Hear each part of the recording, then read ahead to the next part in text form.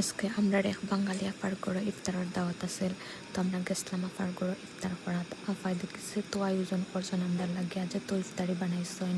আর আমি সপ্তাহ ভিউ নিতে পারছি না, কারণ আমরা ইফতারের 10 মিনিট আগে আপার গড়ো গিয়া ঢুকছি। আর ওকে আমি সপ্তাহ নিতে পারছি না, জানো দিলাইছে পরে আমরা খানিত লাগে গেছি। তাড়াহুড়া করে খাওয়ার পরে কত সময় বইলাম আপার লগে বাক্কা সময় আমরা আড্ডা দিছি। আমরা এটা হয়ে গেছে তাই না, দিকে তাড়াহুড়া করে রাতে যাইতাম কি।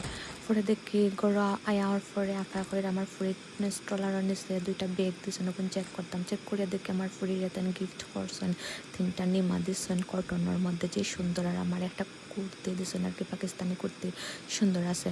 আর দেখি আমার জামাইয়া কইরা তোমরা ঈদের কাপড় শেষ হো, তোমরা যেহেতু গিফট পাইলাইছো তাই আর কি ওর ঈদের কাপড় আমি আর দিতাম না। ঈদের কাপড় মাঝের ঈদের কাপড় হয়ে গেছে।